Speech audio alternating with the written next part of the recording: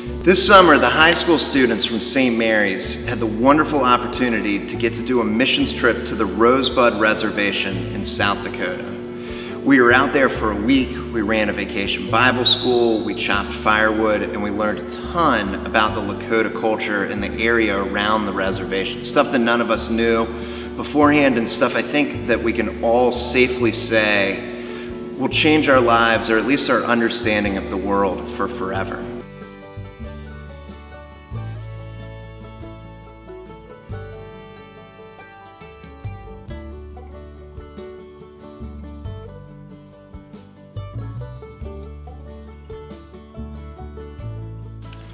This has been my first mission trip, and it's just meant a lot to come to somewhere I've never been before and learn about their culture and how they see it differently than I would have if I've learned it in school or anything. And just meeting all the kids and everything was just I would have never been able to do it if I hadn't come. This is my first mission trip, coming to the Lakota reservation in Rosebud. It was very impactful for me and all of us to see the poverty that they're actually living in. This is the third poorest county in the country. It is my first mission trip, and it's impacting me a lot because you go see a whole different community that doesn't have the same privileges or advantages that we have in Richmond, where when we chop firewood today, every single piece counts, so they don't freeze during the winter, or when you take kids for vacation Bible school and some of them haven't even had breakfast. It's stuff like that. It's kind of eye-opening. I mean, I think it's impacted my faith a lot because you see the struggles that go on here, and you see you see the hard things these go through, and you need to have a lot of faith to hope that these things will get better. And hopefully they will, because people here go through so much that they shouldn't go through.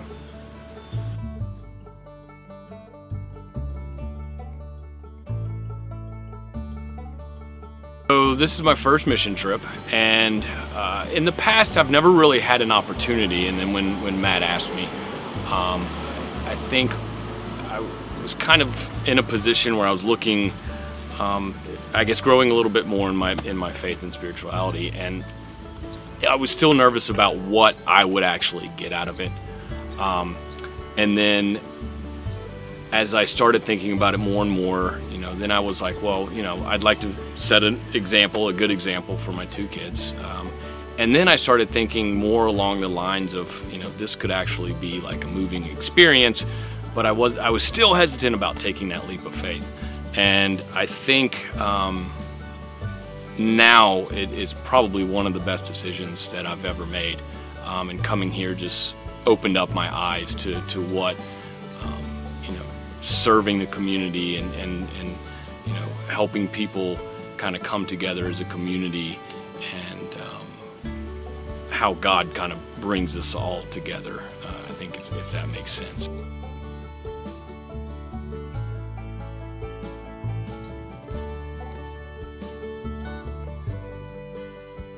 So the priest here told us how little these children here, that they're loved in a positive way. So our role here was really just showing them how much God loves them, and how much they mean to God, and how much they're appreciated. And so we were just leading games and leading other activities that really help them to see how much happiness they can have, and how much fun they can have just being around people and doing simple things.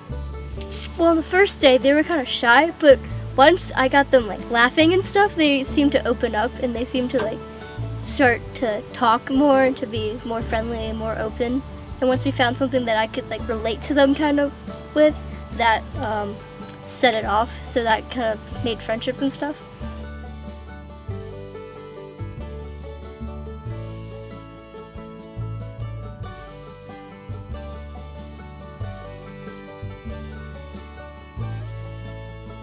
Well, I definitely just from getting to know the kids and everything, I didn't really think about their lives and how rough they could be and everything, and where they lived.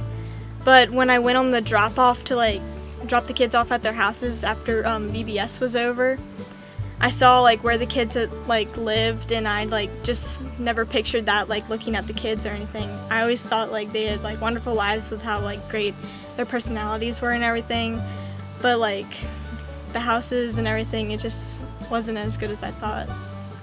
Multiple people will live in one trailer home, and it's crazy to think that simple things that we think are like necessities, like a dryer, they don't dream of having that. Like they just use clotheslines and stuff like that. It's crazy to think that we have so much more, yet they might even work harder. Like I don't know, it's crazy to think about.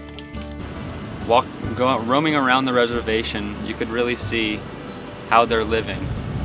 And there are some houses that have tires on the roof to keep their roofs from blowing away.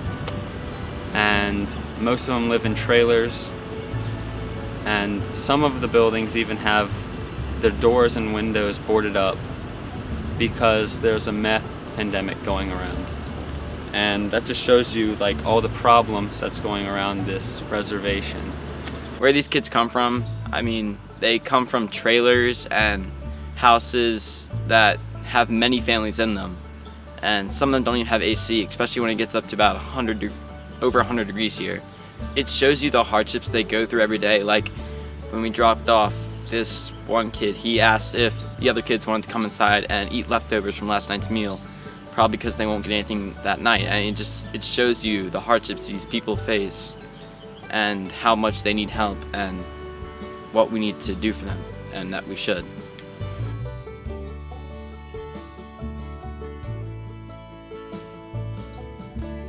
So spent a lot of time driving around the reservation this week, picking up kids and dropping them off from Vacation Bible School, and I think what really hit me was how fragile communities can be, and there can be so little hope coming out of that when you take away just basic life necessities, food, water, shelter, things that we take for granted are survival mechanisms that they just don't have readily available. And I think it coming to South Dakota and seeing it here kind of translates and kind of reminds me of the fact that we have communities just like this in Richmond that need help as well. And all it takes is just giving some folks a little bit of hope. We spent some time this morning chopping wood. For us in the winter, we cozy up next to a fire to read a book. But here, if they don't have wood, they perish. I mean, they die. It's 30, 40 degrees below zero. So chopping firewood, them seeing firewood being delivered to them, that's hope for them. And it's a very powerful thing, and something that I definitely hope that I can take back to Richmond, but then also continue to help the folks out here, because it's kind of hit a special place in my heart being up here this week.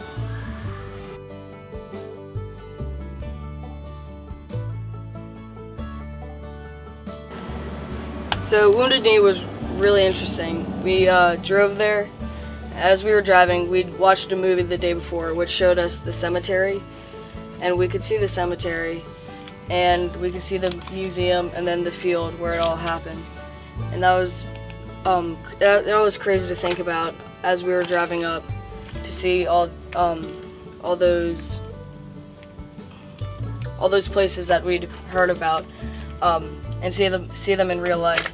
We went to the bottom of the hill before the cemetery. The cemetery's up on a hill, and we were each handed a small amount of tobacco for a prayer.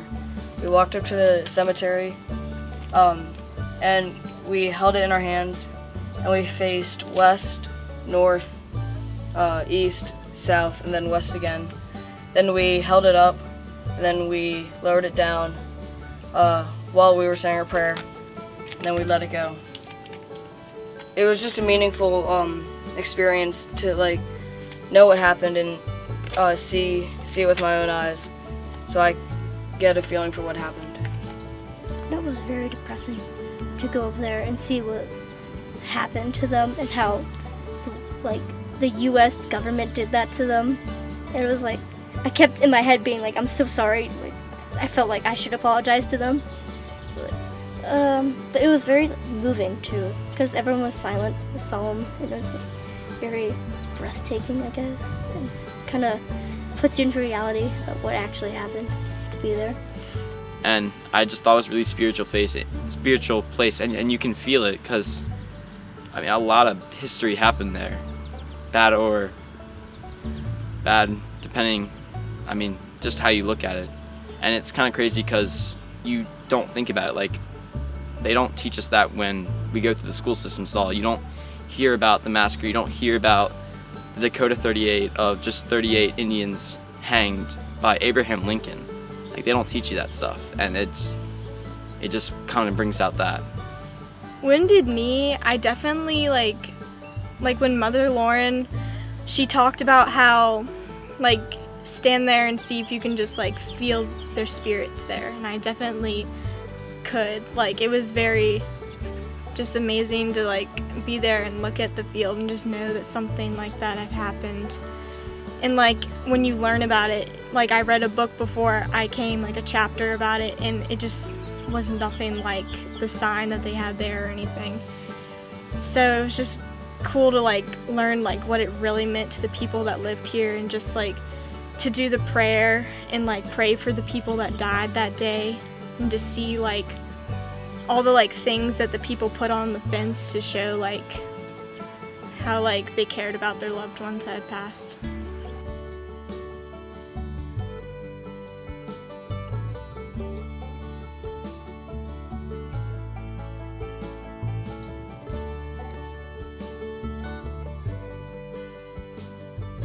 I mean, everywhere, in the kids' faces when they light up. Just the feeling you get when you go up to Wounded Knee. It's kind of everywhere.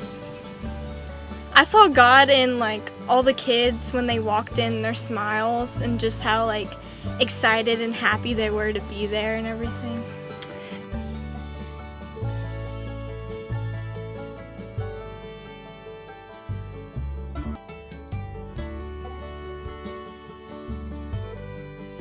Over the course of the week, I was continually amazed with how wonderful the students from St. Mary's were. As the week went on, all of them developed more and more confidence and leadership in what they were doing. All of them began to understand that they were representatives of St. Mary's, sent by the church, for the church, to be the hands and feet of Christ to bring love to the Rosebud Reservation. They began to look for opportunities to reach out to the people that we were working with. They began to look for opportunities to help keep the building clean, help make sure dinner was prepared, help make sure dinner cleanup was done. And I think that all of us realized just so much more what it means to be part of the body of this church, and what it means that while we went, all of us here at St. Mary's were a part of this trip. Some people were praying for us while we were gone. Some people gave money. Some people donated items to the yard sale. But everyone took part in being part of this group from St. Mary's, sent out by this congregation to love and serve the world.